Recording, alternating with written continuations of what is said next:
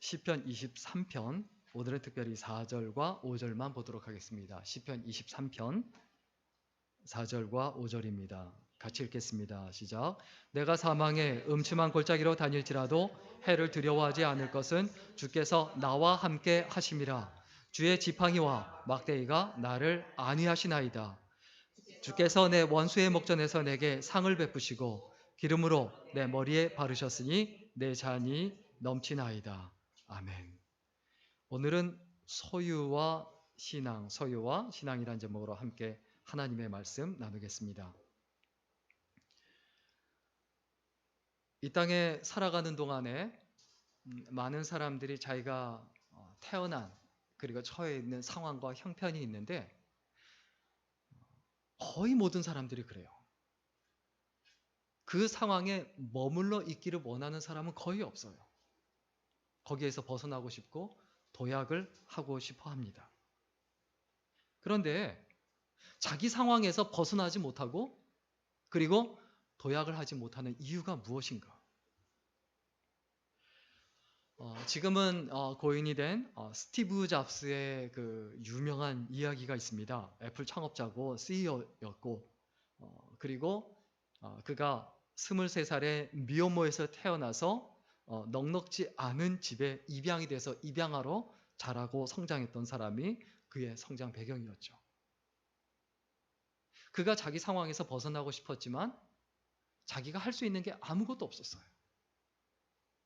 그런데 12살 때 이 스티브 잡스가 그 당시 휴렛패커드 최고 회사죠. 미국의 최고 회사 휴렛패커드의 공동 설립자인 빌 휴렛에게 전화를 걸었습니다.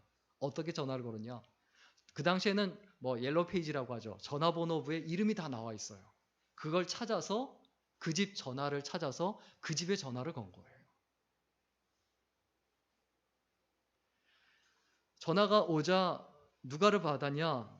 바로 이 빌 휴렛이 받았습니다. 그래서 왜 전화했냐 그랬더니 내가 12살인 스티브 잡스라고 하는데 주파수 개수기를 만들려고 하는데 남는 부품이 있으면 하나 달라고 요청을 했어요. 근데 12살짜리가 주파수 개수기가 뭔지 그런 걸 네가 아냐? 너무 신기한 거예요. 그래서 그 말을 듣고 이 빌 휴렛이 남는 부품을 준 것뿐만이 아니라 자기 회사에서 여름방학 동안에 일을 하게 합니다. 거기에서 경험을 쌓게 하죠. 그래서 이 스티브 잡스가 한 말이 있어요. 자기가 불가능한 상황에서 자기 환경을 극복하고 자기 상황에서 벗어날 수 있었던 결정적인 이유가 무엇이냐? 자기에게 도움을 줄 수 있는 사람에게 도움을 요청했다는 거예요. 혹시 불가능한 상황이 있으세요? 원하는 게 있으세요? 하나님께 요청하십시오. 기도하십시오. 왜 우리가 도약하지 못합니까? 하나님께 간구하지 않기 때문에 그래요. 하나님께 요청하지 않기 때문에 그래요. 그런데 하나님께 기도하고 간구할 때 좀 기도할 때마다 마음에 찔리고 걸리는 게 있어요. 굉장히 불편한 게 있어요. 그게 뭐냐면 참 불편한 개념이에요. 하나는 뭐냐면 기독교 신앙을 가지면 부를 갈망하면 안 된다. 그래서 돈을 달라거나 부자가 되게 해달라고 기도하면 안 된다라는 그 생각을 갖게 된다는 거예요. 또 하나는 뭐냐면 성경은 부자를 멸시한다는 거예요. 성경은 부자를 멸시한다. 부를 갈망하는 건 세속적이다. 세상적인 생각이다. 이런 생각을 갖게 된다는 겁니다. 그럼 이런 명제나 이런 개념이 어디서 왔냐? 물론 성경에 있긴 있습니다. 하나는 뭐냐면 가난한 자가 복이 있다라는 말씀.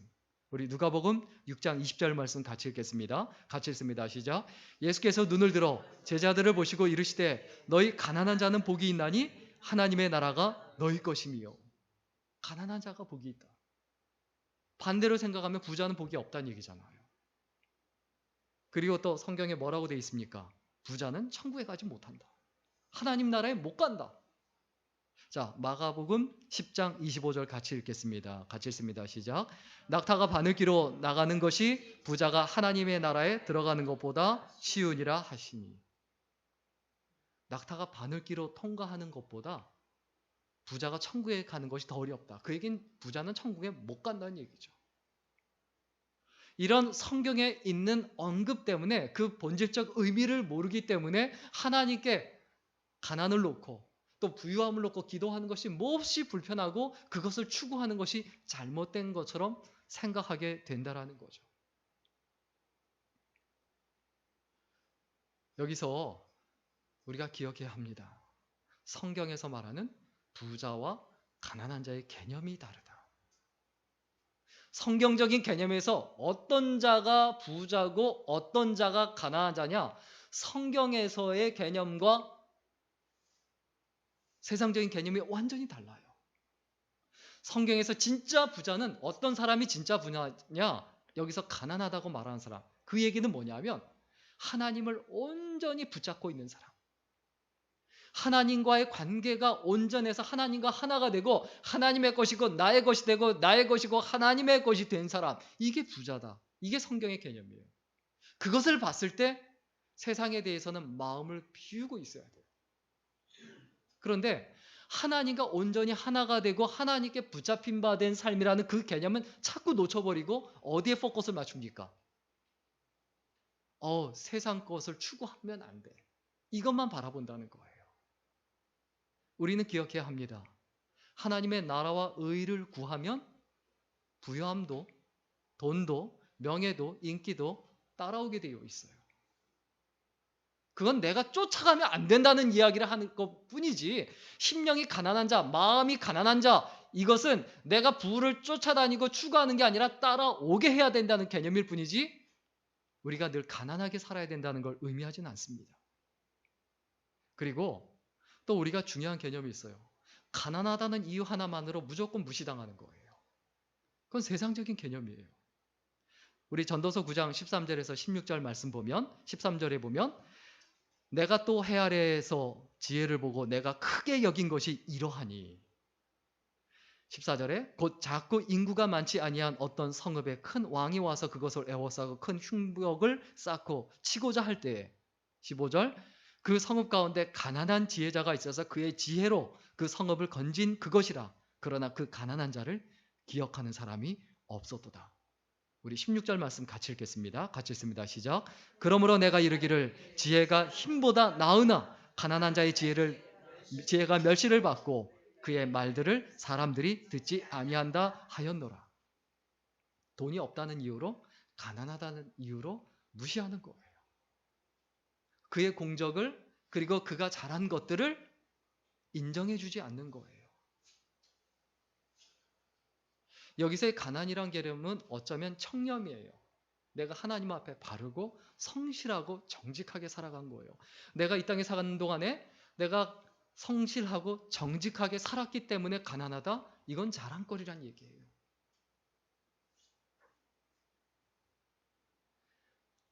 어느 왕에 의해서 함락될 뻔한 성읍이 가난한 지혜자에 의해서 방어를 하고 지켜냈어요. 그런데 사람들이 기억하지 않아요. 왜요? 그가 가난하다는 사실 때문에.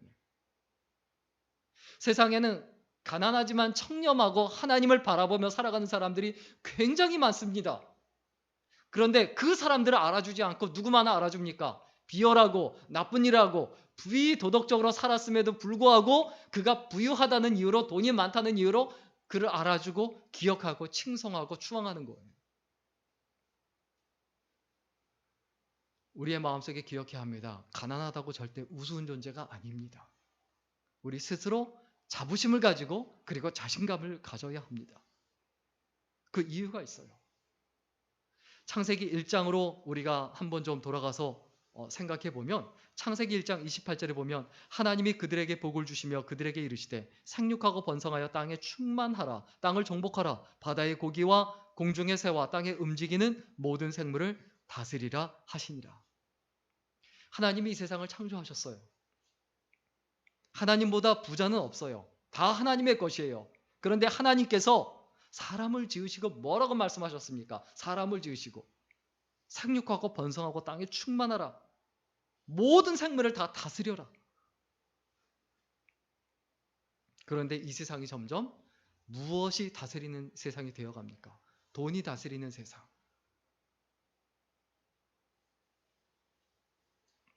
하나님께서 우리에게 어떻게 하셨습니까? 창세기 1장 29절도 같이 읽겠습니다. 같이 읽습니다. 시작. 하나님이 이르시되 내가 온 지면에 씨 맺는 모든 채소와 씨 가진 열매 맺는 모든 나무를 너희에게 주노니 너희 식물이 되리라. 하나님께서 다 주셨어요. 우리에게 주셨다. 그런데 우리가 계속 착각하는 게 있어요. 하나님은 우리가 가난한 것을 원하신다. 그렇지 않습니다. 그리고 또 계속해서 착각하는 게 있어요. 하나님께서는 우리의 소유를 거둬가기만 하신다. 그렇지 않습니다. 하나님께서는 우리가 가난하게 사는 걸 원하시지 않습니다. 그리고 하나님은 우리의 소유를 거둬가기만 하십니까? 그렇지 않죠. 하나님은 우리에게 모든 걸 주셨어요. 하나님께서 거두기만 하는 것이 아니라는 거죠. 그리고 우리에게 생육하고 번성하고 땅에 충만하라고 하셨죠. 그러면 문제는 뭡니까? 문제는 뭡니까? 우리의 진짜 문제는 뭐냐? 내가 갖고 있는 신앙이 더 크냐? 아니면 내가 가지고 있는 소유, 그 재물이 더 크냐? 내 삶에 있어서 하나님이 더 크냐? 내가 가지고 있는 소유물이 더 크냐? 내가 어떤 것을 더 크게 여기느냐? 이게 문제예요. 이걸 해결하지 않으면 하나님과 내가 하나가 될 수가 없고, 내가 하나님의 인도함을 받을 수 없고, 내가 하나님께 잡힌 인생이 될 수 없다는 것을 반드시 기억해야 합니다. 우리는 기억해야 되죠. 신앙이 재물을 지배하지 못하면 재물이 내 신앙을 반드시 지배합니다. 따라서 두 종류의 인생이 있죠. 어떤 인생입니까? 재물이 신앙을 지배하는 인생. 또 반대로 신앙이 재물을 지배하는 인생이 있습니다. 내가 어떤 인생인가 생각해 봐야 되죠. 신앙이 재물을 지배하면 이걸 뭐라고 하냐면 절대적 부라고 합니다. 신앙이 내 인격과 내 물질과 내 소유 모든 것을 지배하고 있는 상태, 이것을 절대적 부라고 해요. 이걸 바꿔서 쉽게 얘기하면 하나님과 온전한 관계가 됐다. 그리고 하나님이 잡아주시는 인생이다라는 거예요. 하나님이 이끌어주시는 인생이라는 거예요. 이게 절대적 부예요. 흔들리지 않는 부요함이에요. 이 절대적 부요, 하나님께서 잡아주시는 인생, 하나님께서 인도하시는 인생, 하나님이 나의 목자가 되어주시는 그 인생을 살아가면 나타나는 뚜렷한 특징이 있어요.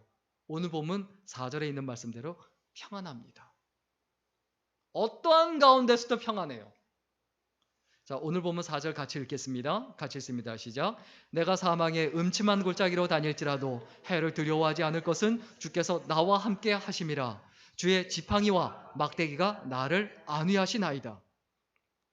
여기서 사망의 음침함에 해당하는 이 말의 뜻, 여기서 사망이란 말은 죽음을 의미하는 뜻이긴 한데 죽음 자체를 가리키는 게 아니라 이것은 어떤 최상급을 가리켜요. 가장 깊은 어둠.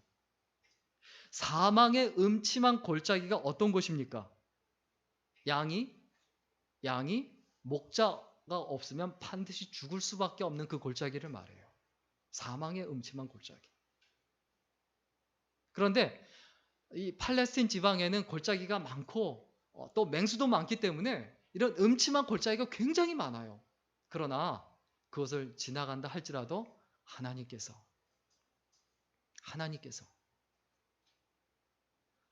지켜주시면, 하나님이 목자가 되어주시면 아무런 문제가 되지 않는다라는 거.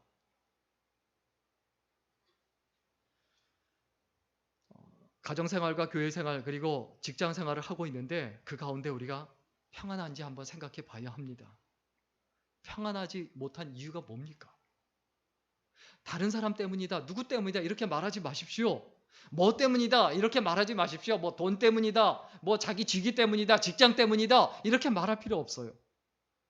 내가 평안하지 않는 이유는 하나님이 나의 목자가 아니기 때문에 그래요. 목자가 양을 지배하지 못하면 환경이 양을 지배하게 돼 있어요. 그런데 가끔 양이 웃기는 양이 있습니다. 어떤 양이 있냐면 자기가 목자를 지배하고 환경을 지배하려는 양이 있어요. 이거 웃기는 양이라고 하죠. 자기 주제 파악을 못하고 자기가 지배하려고 해요. 그러면 어떤 결과가 벌어집니까? 어떻게 됩니까? 사망의 음침한 골짜기를 가는 거예요. 그때 늘 다가오는 게 뭡니까? 외로움, 불안, 걱정, 염려, 근심 이런 것들로 가득한 인생이 되는 거예요. 왜? 자기가 주인이니까 책임지지도 못하면서 자기 인생을 자기가 책임지지도 못하면서 자기가 자기 인생뿐만이 아니라 교회를 책임진다고 나서고 무슨 세상을 책임진다고 나서니까 우리의 인생이 어떠해야 됩니까? 하나님께 맡기고 의지해야 돼요.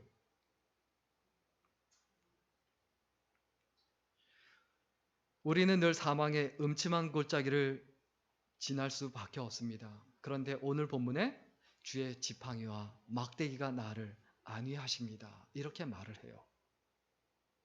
지팡이는 뭡니까? 양들을 인도하기 위한 장비예요. 실제로 양손에 들고 갔어요. 한 손은 지팡이, 그리고 한 손엔 막대기. 막대기는 뭐냐면 맹수가 오면 그것을 찌르거나 때려서 쫓아내는 거예요. 그리고 지팡이는 양들을 한 손으로 또 인도하고 이쪽으로 가게 하고 분리를 시키죠. 주의 지팡이와 막대기가 나를 안위하십니다라는 이 말이 내 마음에 사무쳐야 돼요. 내 머릿속에 내 삶 속에 완전히 꽂혀야 돼요. 하나님이 나의 목자시고 사망의 음침한 골짜기를 다닐 그때 주의 지팡이와 막대기가 나를 보호하시고 도와주시고 인도하십니다. 여러분, 절대적인 부, 다시 말하면 하나님이 잡아주시는 인생, 하나님이 인도하시는 인생을 살아갈 때 우리는 항상 평안합니다. 어떠한 가운데서든지 평안합니다. 그리고 하나님께서 잡아주시는 그 인생이 될 때 우리는 어떤 삶이 됩니까? 풍성해집니다. 삶이 풍성해요. 우리 오늘 본문 5절 말씀 같이 읽겠습니다. 같이 읽습니다. 시작. 주께서 내 원수의 목전에서 내게 상을 베푸시고 기름으로 내 머리에 바르셨으니 내 잔이 넘치나이다. 주께서 내 원수의 눈앞에서 내게 상을 베푸신다.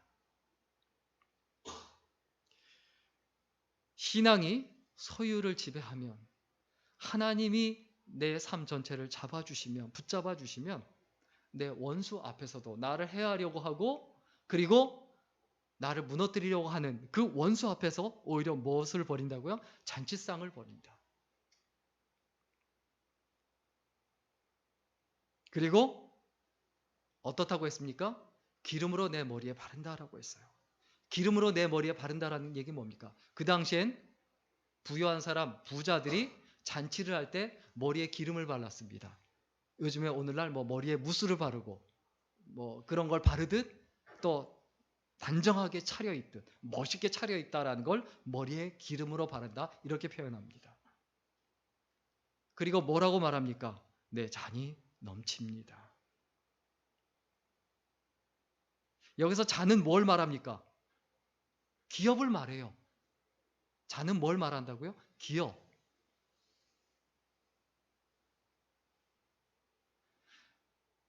아무리 어렵고 힘들어도 그 가운데 내가 평안하고 그 가운데 내가 오히려 풍성하고 그리고 모자라지 않고 아주 멋진 모습으로 아름다운 모습으로 살아가고 그리고 내 잔이 넘칩니다라고 고백하는 그 삶을 살기 위한 전제 조건이 있어요. 그게 뭡니까? 주어가 분명해야 돼요. 주어가 내가 아니고 주님이어야 돼요. 주께서 내 원수의 목전에서 내가 하려고 하고 내가 상 차리려고 하고 내가 하려고 하니까 인생이 어렵고 힘든 거예요. 우리의 삶에서 시편 6편 5절에 있는 말씀 여호와는 나의 산업과 나의 잔의 소득이시니 나의 분깃을 지키시나이다. 하나님께서 나의 것을 지켜주시고 도와주시고 채워주신다는 것을 잊어버리지 말아야 합니다. 한국의 그 유명한 믿음의 가문이 있습니다. 바로 유계준 장로님 가문입니다. 이분이 어떤 분이냐 하면 주기철 목사님이 일제시대에 신사참배를 거부해서 1944년 그 4월 감옥에서 순교할 때까지 5년 4개월 동안 한결같이 그의 옥바라지와 가족 뒷바라지를 했어요.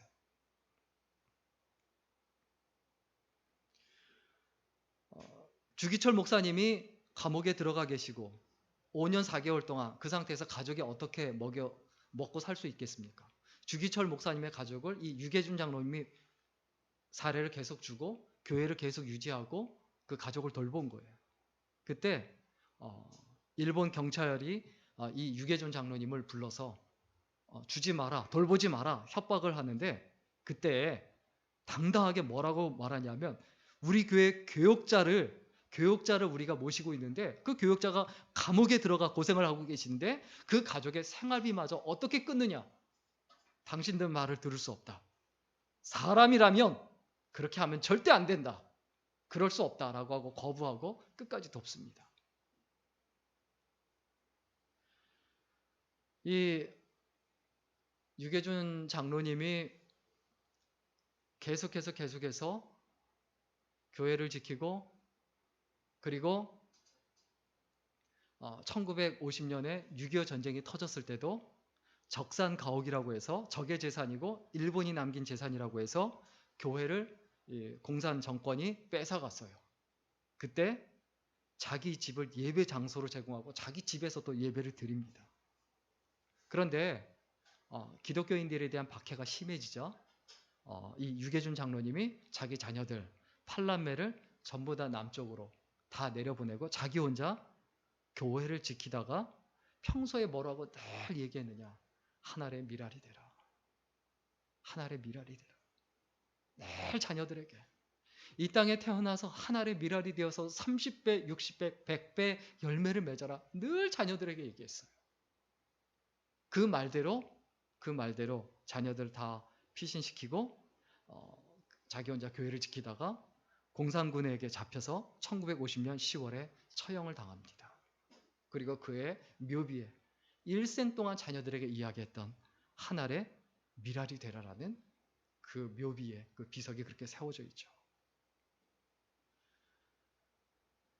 유계준 장로님이 평생 하나님을 사랑하고 교회에 충성하고 전도도 열심히 하고 주의 일에 일생을 바쳤어요. 그럼 뭐하냐? 이런 생각이 들 수 있겠죠. 그의 후손이 잘 될 수밖에 없어요. 내 잔이 넘치나이다. 유계준 장로님이 팔남매를 뒀는데 첫째가 어떻게 됐느냐? 바로 메디컬 센터 원장인 유기원 박사고, 둘째가 치과의사 유기형 박사, 셋째가 의사인데 유기선 박사, 넷째가 서울대 밥대 학장을 역임한 유기천 박사, 다섯째가 또 의사인데 유기진 박사, 여섯째가 역시 의사인데 유기옥 박사, 일곱째가 약사인데 유기숙 박사, 여덟째 막내가 의사인데 유기묵 박사예요. 팔남매가 100%다.